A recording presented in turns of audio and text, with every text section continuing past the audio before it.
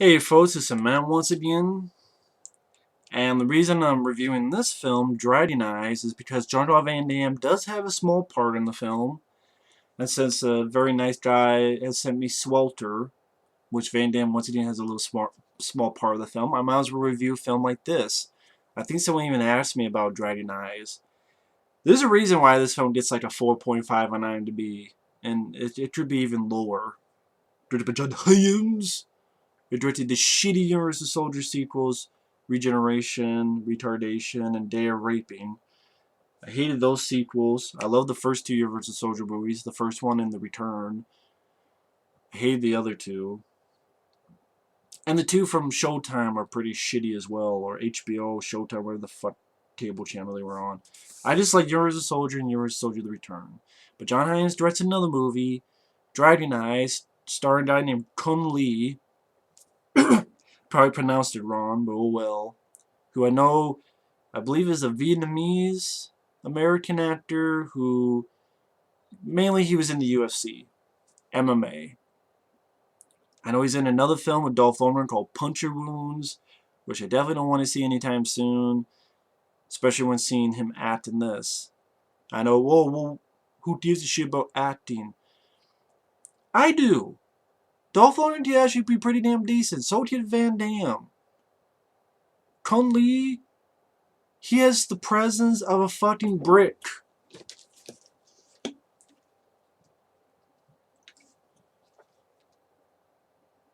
If I point to my fucking headphones or a fucking bag or I point to a fucking book or a keychain, they have more presence than Kun Lee. He has zero emotion. Well, he barely has dialogue. Then when he talks, it's so monotonous that you're wondering if he's sleepwalking. He has no presence. He has no charisma. He's a block of fucking wood walking around on 2 feet. And he's one of the most boring leads that I've seen in a long time.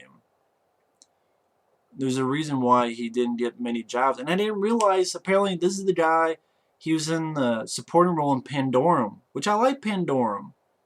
And he was in Tekken, which I like Tekken a lot more than this. And a lot of people hate the movie. I liked it a hell of a lot more than Dragon Eyes. And it sort of goes back and forth in its timeline in this movie where Chun-Li is sleeping, but really that's taking place later on in the film, timeline wise, but at the beginning we see him sleeping from he was injured. Then flashbacks from in prison where some guy goes near my fucking spot, gets in a fight, Van Damme kicks the guy, his name is Tiano. Then it goes away from that to back to the present, but not where the guy is sleeping, is to before, well before he was sleeping and trying to get his injuries healed up.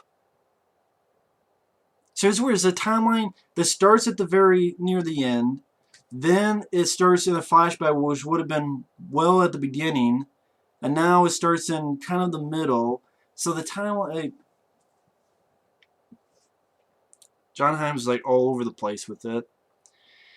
And a lot of the look is that stupid sepia looking fucking color where the color is, if you take a syringe into something called color and you zip it and zap it out, that stupid fucking filter, which I don't understand why directors do that. I actually like to see a film look like a film. Not when you take the. It's like you don't know if you want it to be color or black and white. Take a fucking pick, director. So this is filter out shit of the color. Some thugs fuck with Kun Lee, who again has no personality, no charisma, no presence. Alright fight scene where he fucks up some thugs, hits one through this glass. And then you get these really awkward edits. Like, he chats with someone and walks away, and then it cuts to him being in prison talking with Van Damme.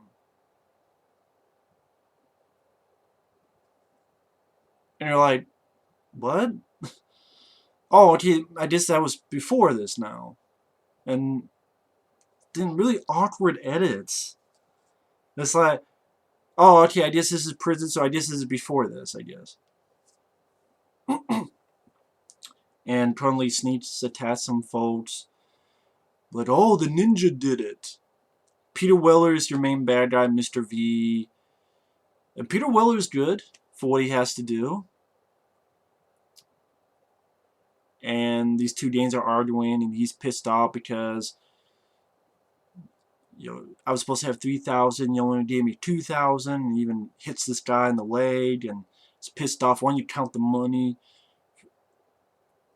Don't ever cut me short. And Peter Weller's really good, I will say that. And pretty much this film is trying to be Yojimbo. There's even a point later on in the film where Kung Lee is, the scene where he's talking to this old guy, he's wearing a fucking poncho a la Clint Eastwood and a fistful of dollars. Which that was based on Yojimbo.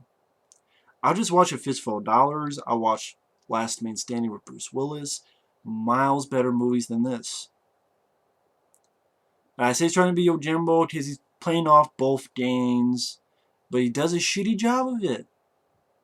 Because both Danes' money are stolen, and they have pulled guns on each other, but because the fucking guy wrote an Asian lettering, of course, one's a black Dane, one's a Latino Dane. There are no Asians. What's the one Asian guy we know? Oh, okay. And pretty much, then this other scene doesn't make any fucking sense. These two Dane members pulled like 50 guns on each other, and they show that, hey, we both got the same message. Let's go find this, puto. They go find the guy who's standing in the middle of the street, Kun Lee, and now all the bad guys, none of them have guns. Oh, they go, well, he has the money. We can't shoot him. Yeah, you can. You can shoot him in the foot. You can shoot him in the leg. You shoot him in the ass. You shoot him in the ear. You shoot him in the dick. You shoot him in the kneecap. You can do a lot of things. I was waiting for someone to just come up and shoot Kun Lee in the leg or the kneecap. I know a lot of movies have the thing where, well, you gotta get them to fight one-on-one. But when the previous fucking scene had about 20 people each pull out a gun against each other, and then the next scene they see the guy and nobody has a gun in their hand. There's a crowbar. I'm like, okay, you want information? Shoot him in the kneecap and then press on it. Shoot him in the kneecap and incapacitate him. Shoot him in the fucking foot. Shoot him in the hand. Shoot his fucking finger off.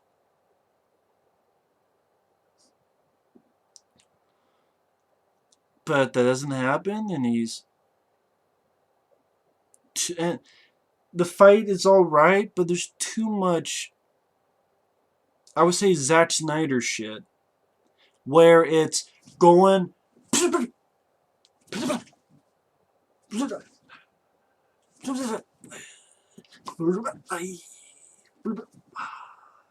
like, Jesus Christ, cut it out. Be slow-mo or be fucking normal. Or do that only once or twice when at pivotal moments, not constantly.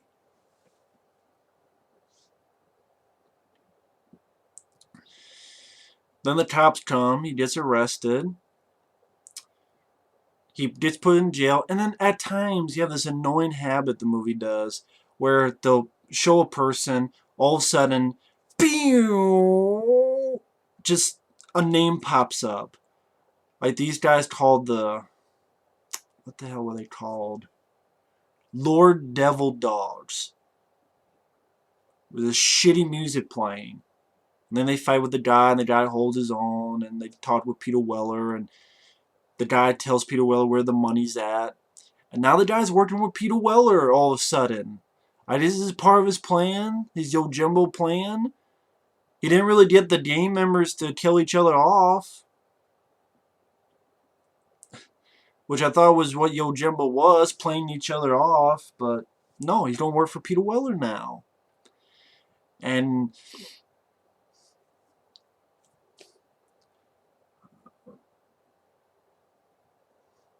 he a little bit of backstory, which I guess he was chasing someone, and then a woman was shot.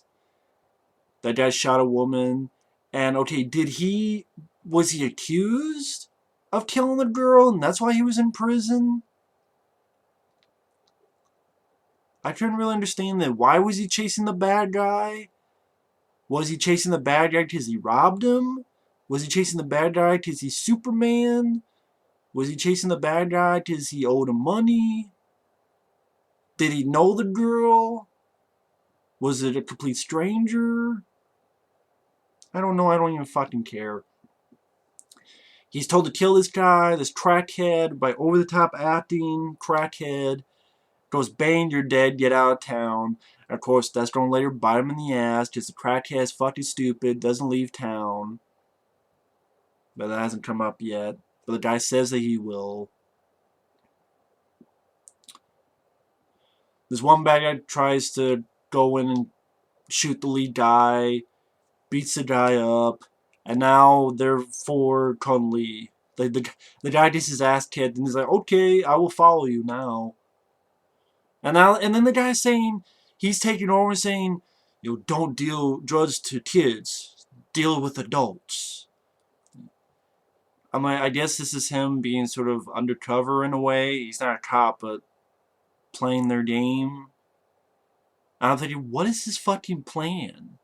Like, what is his fucking plan? But you don't leave St. Jude alone. So they clean up garbage, Cung Lee does, and girl has a flower pot, puts flour in the ground, and a guy stares at the wall and paints it white. And I'm thinking, what the fuck is Cung Lee's plan? I never understood it. Just all of a sudden now he's working with Peter Weller with no sweat off his brow. Then Peter Weller finds that his money's taken, and there's a fun little scene where this girl is slapping this guy, and Peter Weller comes in and goes, hey, let me show you how to do it. You hold your fist like this, you hit him, boom, boom. I thought Peter Weller was fun in that scene, asking where the money is, and the guy says, I don't know. And so he gets a phone call. And then pretty much find out that the Asian guy, Cung Lee, did it again, because the crackhead came back, they beat up the lead guy. Somehow he escapes, because I guess they put him in a wooden box, but somehow he ran off, and no one noticed. I'm like, is he a fucking magician now? Is he an escape artist? Is he Houdini? Is he David Copperfield? And then I forget why I think Peter Weller's men are killing some guys. I don't even fucking remember why. And then it goes a flashback to when the guy was in prison with Van Damme, and you get a little bit of his backstory where he had this briefcase of money, and some guys with a ski mask are coming in, and Van Damme fucks the guy up with a hammer, shoots one, and finds out that the guy he shot is actually his son, and he'll never forgive himself. I'm like, fuck, let this be about Van Damme. His backstory seems a little bit more interesting. And I guess Van Damme had been the one that tell him to go to this place, St. Jude. I'm like, is that where Van Damme lived? Is that where his son lived? And this is a moment where now we go back to the beginning of the film where he's sleeping, healing his wounds. And then this old guy tosses him, and this is where fucking he's wearing the poncho from A Fistful of Dollars. And then they go in this old factory, he beats some thugs, including this one where he grabs and hits his head against this thing. Then it's a Mexican standoff where the girl's dad or grandpa, I forget, gets shot. And pretty much everyone shoots each other except Cung Lee. Cung Lee's about ready to shoot Peter Weller, but then the girl shoots Peter Weller. So pretty much you have the lead of Latino gang, lead of the black gang, a dirty cop, Peter Weller. You have another dirty cop played by Van Damme's son. I think they're cops. Pretty much everyone shoots each other except Cung Lee. He doesn't have a gun. So, but all the others shoot each other. Just Cung Lee pretty much got the other two gang leaders to be there. I'm thinking, why are they working with Cung Lee again? Because they respect him? Or because they want Peter Weller out of the way, I guess, so that they can be left alone.